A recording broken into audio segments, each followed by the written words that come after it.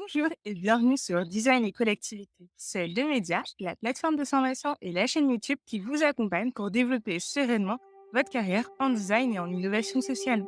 Aujourd'hui, nous nous retrouvons pour parler des principaux rôles dans un atelier de co-création. Et, mine de rien, il y en a pas mal. Enchantée, je suis Erika, je suis designer social. Aujourd'hui, nous allons voir comment utiliser les différents rôles qu'on peut avoir dans un atelier de co-création pour faire en sorte de structurer notre atelier différemment. Donc, sans surprise, je vais vous lister d'abord tous les rôles et après, nous pourrons rentrer un peu plus dans le détail un par un. Donc, nous avons tout d'abord le commanditaire, donc la personne qui va apporter les éléments clés, le contexte du projet. Le contributeur, la personne qui participe à l'atelier, on peut aussi le nommer participant, et qui va poser des questions et donner son avis. L'animateur, qui va lui animer et organiser les grandes étapes du projet et de l'atelier. On peut le différencier du facilitateur qui lui va vraiment être à la table avec les participants pour formuler les idées, restructurer un projet s'il y a besoin.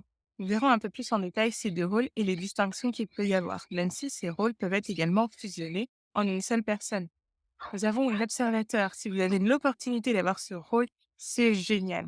N'hésitez pas d'avoir une personne qui a un regard distant, qui va pouvoir, par exemple, aussi photographier des choses et documenter le processus de l'atelier. Chrononote et verbatim, par exemple. L'expert, quant à lui, va venir challenger les idées des participants. Il va faire appel à ses compétences techniques et aura un rôle particulier dans l'atelier pour vraiment nourrir la réflexion et la faisabilité du projet. Vous avez en parallèle la posture du logiste. Il s'agit de la personne qui n'a rien à voir avec le projet, mais qu'on va tout de même inviter à participer au projet pour apporter un regard extérieur et questionner, poser des questions. C'est vraiment un rôle très important. Vous avez en parallèle l'usager, l'utilisateur éventuellement, et qui en détient une expertise d'usage.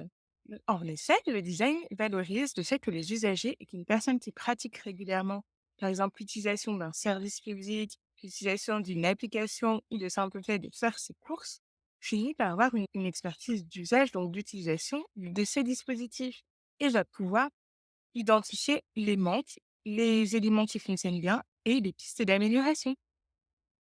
Rentrons maintenant dans le vif du sujet pour vous décrire un peu plus en détail les 8 rôles et profils que nous pouvons avoir dans l'animation d'un atelier de co-création. Tout d'abord, le premier rôle, c'est celui du commanditaire. Il peut s'agir d'un client, d'une direction qui vous sollicite pour accompagner un projet. Cela peut être une association ou un entrepreneur. En gros, c'est la personne qui vous a missionné pour animer votre atelier. D'abord, en amont, le commanditaire va élaborer avec vous sa commande. Vous allez d'abord avoir un échange avec votre commanditaire. C'est la personne avec laquelle vous allez définir des enjeux, des besoins, une problématique, un écosystème, des personnes à mobiliser. Le commanditaire est bien souvent accompagné d'une équipe projet, c'est-à-dire une équipe qui peut être ses employés, ses agents publics, qui vont vous aider dans la mise en œuvre de votre atelier. Ou sinon, il peut justement s'agir d'une personne un peu isolée qui va du coup être seule à piloter l'atelier avec vous et vous donner des directives. Dans ce cas et dans les échanges avec le commanditaire, de bien identifier la thématique de travail et bien la clarifier pour savoir si votre atelier va durer simplement 1 heure ou plutôt 3 heures ou plusieurs jours. Cela peut faire une grosse différence. Votre commanditaire a le rôle dans votre atelier lorsqu'il participe de garantir une vision globale. Il peut être présent tout au long de l'atelier. Bien sûr, si cela ne stresse pas vos participants ou n'augmente pas la pression sur les résultats, ou il peut intervenir en début pour énoncer tout simplement ses besoins, ses questionnements, et revenir à la fin pour voir les résultats, interagir avec les personnes, et un peu sous la forme d'un jury bienveillant, pouvoir conseiller et dire les choses positives qu'il retient de ces échanges et de ma participation aux ateliers. Puis vous-même, vous adoptez le rôle de commanditaire et faites appel à quelqu'un pour animer les ateliers, de vraiment être dans une posture neutre. C'est-à-dire de faire en sorte de ne pas orienter les idées de vos participants et non plus de ne pas fermer en fait toute la créativité de votre prestataire. Il faut lui laisser une marge, entre guillemets, d'erreur et d'opportunité qui va vous permettre d'être surpris par la suite. Le deuxième rôle est le rôle de contributeur. Il s'agit tout simplement du participant de votre atelier de co-création. C'est lui qui va donner des idées, qui va apporter potentiellement des références s'il y en a et surtout poser des questions. Dans ce cadre-là, vous avez plusieurs contributeurs. Généralement, vous avez peut-être des ateliers minimum avec 2 personnes. Cela peut peut-être monter à 50, 100 personnes selon la configuration de votre dispositif. Vous pouvez avoir plusieurs types de groupes. Un groupe qui est dit hétérogène, donc qui est constitué tout simplement en fait de différentes personnes, c'est de différentes directions, ayant différents métiers, différentes expertises, différents âges également. Donc cela génère en fait beaucoup plus de qualité dans les idées et dans les échanges, vu que les personnes auront des points de vue différents. Cependant, vous pouvez vous retrouver dans des groupes aussi homogènes, c'est-à-dire avec le même type de personnes. Et dans ce cas-là, vous, en tant que designer, facilitateur de votre atelier, vous allez devoir apporter et nourrir davantage les participants pour leur permettre de faire un pas de côté, pour ne pas rester campés sur leur position et une vision classique de leur sujet. Pour être un bon contributeur dans un atelier, il faut être ouvert. C'est-à-dire que vous ne devez pas être fermé aux idées des autres. Il faut donc être à leur écoute, savoir aussi reformuler et poser des questions avec bienveillance si vous n'avez pas compris ce qui a été dit. Il faut aussi accepter que toutes vos idées ne seront pas retenues et que c'est pas parce que vous dites quelque chose qu'il faut dire que waouh, c'est fabuleux, on va le garder. Non, il y a certains critères dans l'élaboration d'un projet et certaines idées sont fabuleuses et géniales, mais ne sont pas pour autant faisables. Et c'est le croisement de différents critères comme la faisabilité, la désirabilité par exemple, et l'utilité qui vont faire que la proposition sera potentiellement retenue. Le troisième rôle est le rôle d'animation ou d'animatrice, si vous êtes une femme. Dans ce cas-là, vous vous occupez plutôt de vous assurer du processus plutôt global. Vous êtes plutôt dans l'organisation des différentes étapes du projet et dans la structuration du programme de l'atelier. Vous êtes plutôt l'animateur principal.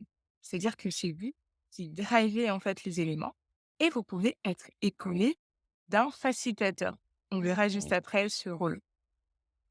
Un animateur a la maîtrise du temps et des bonnes capacités d'adaptation pour le dérouler.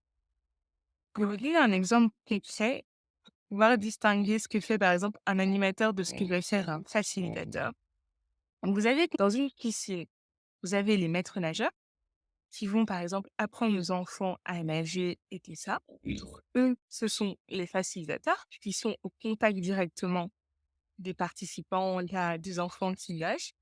Et vous avez de l'autre côté l'animateur qui, lui, va être par exemple le maître nageur principal ou le chef des autres maîtres nageurs et qui va s'assurer que tel cours fonctionne à telle heure, que ça se suive bien, que ça s'enchaîne bien et qui peut revenir en appui des autres maîtres nageurs s'il y a des difficultés ou besoin d'harmoniser les choses.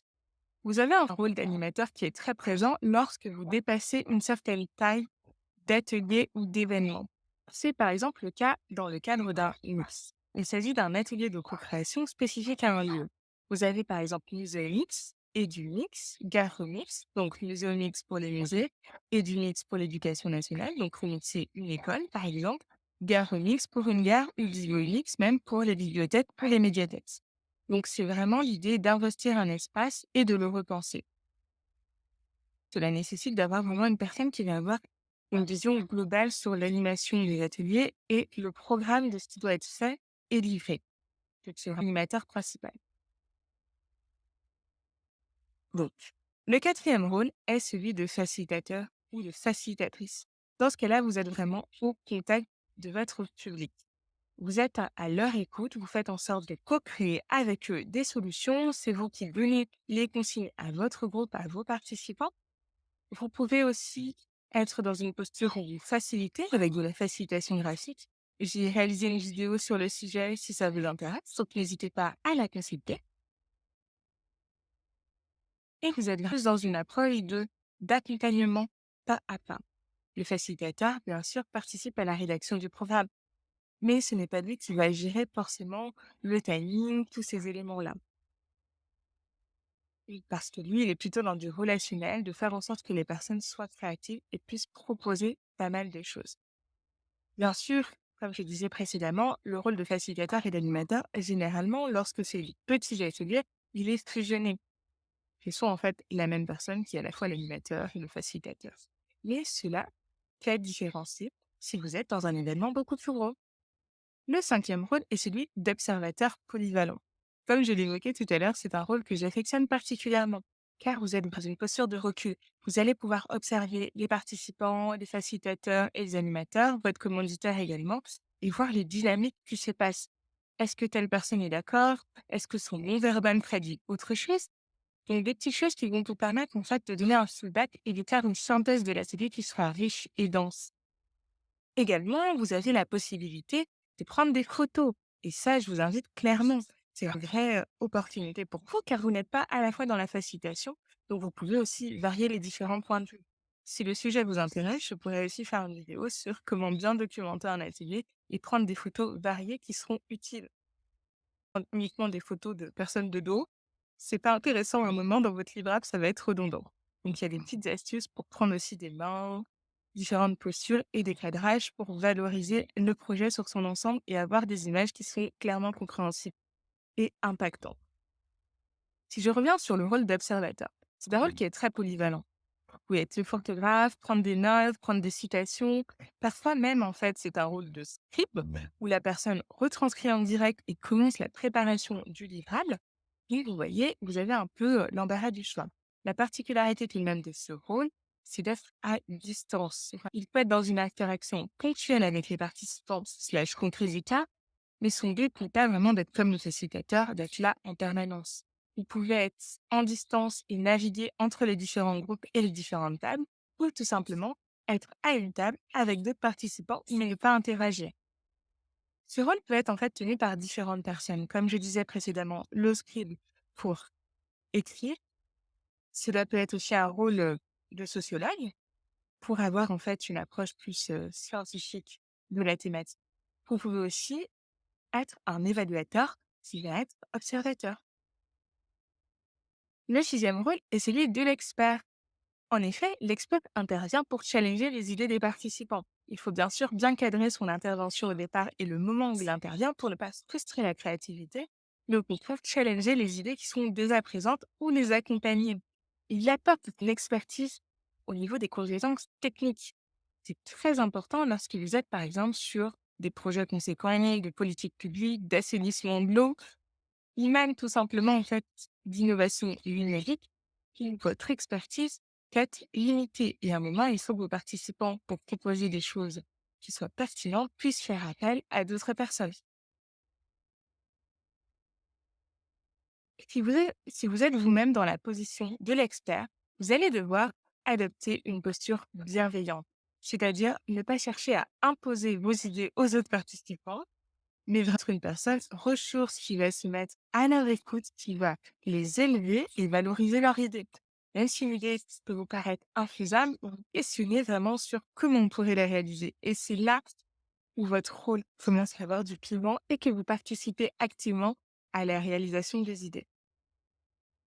L'expert peut aussi intervenir dans les phases de test et de prototypage, c'est-à-dire que votre dispositif et les idées des participants viennent d'être formalisées sous la forme de maquettes. Ça peut être une affiche, cela peut être un plan également, ou des choses très variées. Et là, l'expert intervient pour les challenger, pour les tester et agrémenter les propositions qui ont déjà été faites. Le septième rôle est celui de novice. Ce rôle est souvent méconnu, car on oublie que dans un atelier, tout le monde n'est pas obligé d'être au courant du sujet pour participer. Au contraire, les personnes qui connaissent rien sont souvent celles qui vont pouvoir le mieux contribuer, car elles n'ont pas de biais, pas d'avis ou pas d'intention particulière sur le sujet. Elles vont donc pouvoir proposer des idées qui peuvent sembler farfelues, entre guillemets, mais qui, revisitées et adaptées au projet, peuvent être un vrai levier et une vraie opportunité. Ce rôle est souvent tenu par les designers qui en fait interviennent en tant que novices sur leur sujet et vont pouvoir apporter leur expertise sans connaître pour autant le sujet. Si vous avez la possibilité d'avoir un novice, une personne qui apporte ce regard extérieur et ce piment dans l'atelier, n'hésitez surtout pas, c'est important. Pour le trouver, vous pouvez soit faire appel à un membre de votre équipe qui ne connaît pas le sujet, qui n'a pas préparé l'atelier et qui pourra participer au projet.